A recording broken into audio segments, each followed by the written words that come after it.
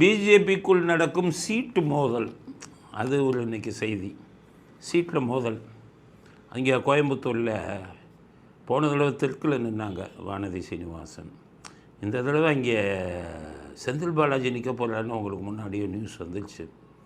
அதனால் என்ன பண்ணிட்டாங்க, அவங்க என்ன கேட்டுருக்கணும், வானதி சீனிவாசன் என்ன கேட்டுருக்கணும், போன தடவை நான் நின்று ஜெயித்த தொகுதி கமலஹாசனை எதிர்த்து 900 இதில், இந்த தடவை எனக்கு அந்த சீட்டு கொடுங்கன்னு தானே கேட்பாங்க. ஆனால் அவங்க என்ன பண்ணிட்டாங்க விவரமாக, இந்த தடவை எனக்கு தெற்கு தொகுதி வேணாம், இந்த தடவை எனக்கு கோயம்புத்தூர் வடக்கு கொடுங்கன்னு கேட்டாங்க. அதனால் பிஜேபிக்குள்ளே பெரிய சந்தேகம் என்னென்னா, செந்தில் பாலாஜி கோயம்புத்தூர் தெற்கில் நிற்க போகிற விஷயம் வானதி சீனிவாசனுக்கு எப்படி தெரிஞ்சது?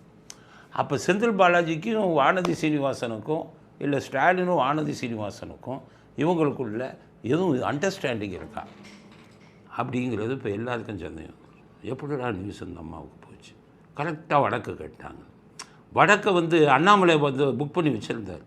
ஏன்னு கேட்டிங்கன்னா, நேற்று சொன்னேன், கோயம்புத்தூர் வடக்கில் அண்ணாமலை எம்பிக்கு நிற்கும் போது போன தடவை கோயம்புத்தூர் வடக்கில் பிஜேபி அதிக ஓட்டு வாங்குச்சு.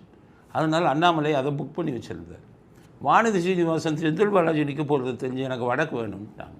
இப்போ அண்ணாமலை கோச்சிக்கிட்டார், எனக்கும் வடக்கு தான் வேணும். இப்போ பஞ்சாயத்து நடக்குது பிஜேபியில். என்னப்பா 2 பேரும் ஒரு சீட்டை கேட்குறீங்க?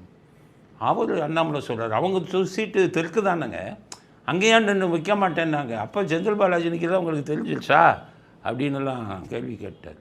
அதனால் ஒரே தகராறு.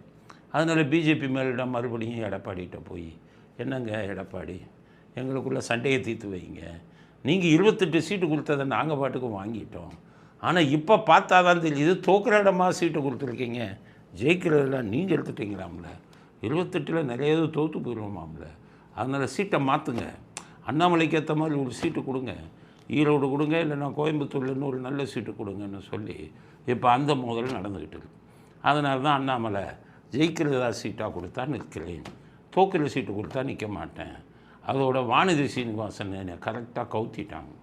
கோயம்புத்தூர் வடக்கு நான் கேட்குறது தெரிஞ்சு அவங்களும் கேட்டுட்டாங்க அப்படின்னு லடாய் சீட்டு லடாய், சீட்டு இதில் பிரச்சனை, சண்டை என்டிஏல பெருசாக போயிட்டு இருக்குது.